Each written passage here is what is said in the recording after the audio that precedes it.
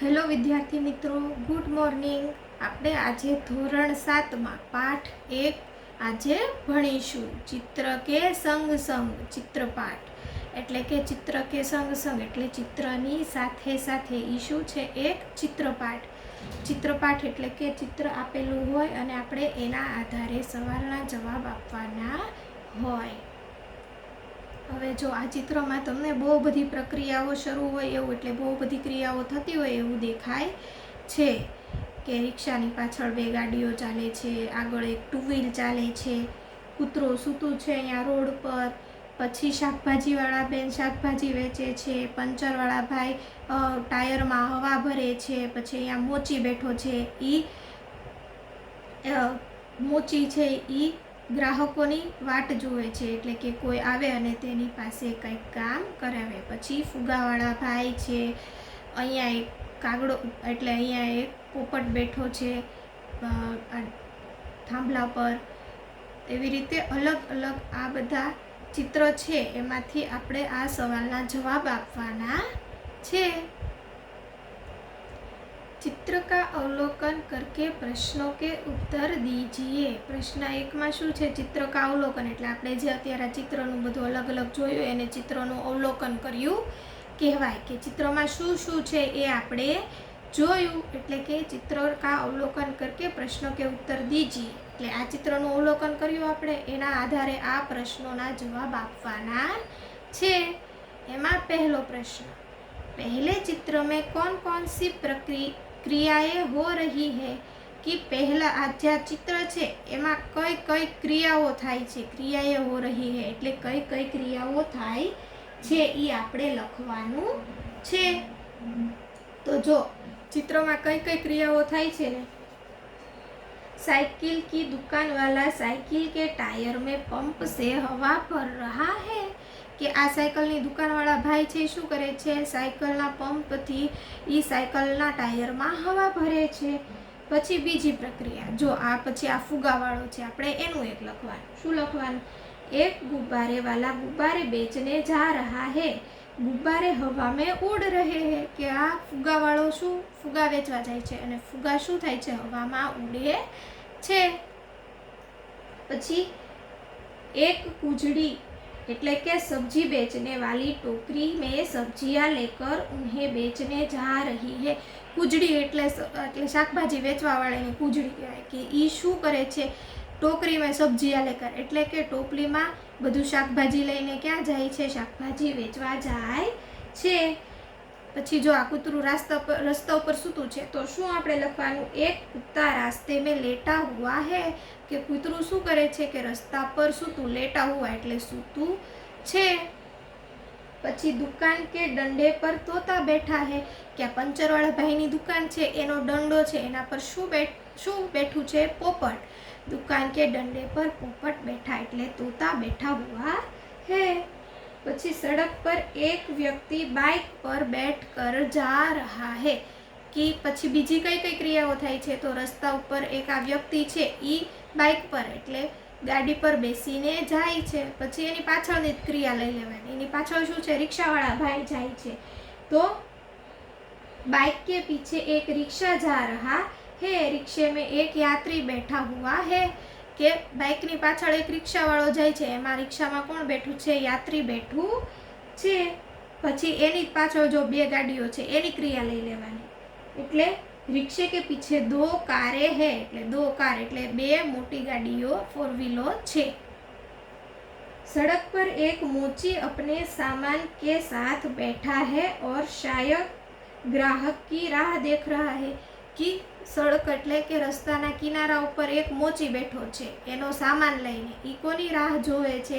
કે કોઈ ગ્રાહક એની પાસે આવે અને આ મોચીનું જે કામ હોય બૂટ પોલિશિંગનું ને એવું બધું કામ કરાવે, એટલે એ ગ્રાહકની વાટ જુએ છે. તો આમાં કેટલી ક્રિયાઓ થઈ? એક તો જો આ બાઇક લઈને જાય છે એ પહેલી ક્રિયા, એની પાછળ રિક્ષા જાય છે તો એ બીજી ક્રિયા, એની પાછળ 2 4 વ્હીલો જાય છે તો એ ત્રીજી ક્રિયા, એટલે 3 ક્રિયા થઈ ગઈ. પછી કૂતરું રસ્તા પર સૂતું છે તો એ ચોથી ક્રિયા. પછી મોચી એનું સામાન લઈને ગ્રાહકની વાટે બેઠું છે તો 5મી ક્રિયા. પછી ગુબ્બારાવાળા એટલે ફુગાવાળા ભાઈ ફુગા વેચવા જાય છે અને ફુગામાં હવા ભરી છે એ છઠ્ઠી ક્રિયા. પછી શાકભાજીવાળા બેન શાકભાજી વેચવા જાય છે, સાતમી ક્રિયા. અને હવા પંચરવાળા ભાઈ એટલે એ સાયકલમાં હવા ભરે છે, એ સાયકલની દુકાનવાળા ભાઈ સાયકલમાં હવા ભરે છે, એ સાતમી ક્રિયા.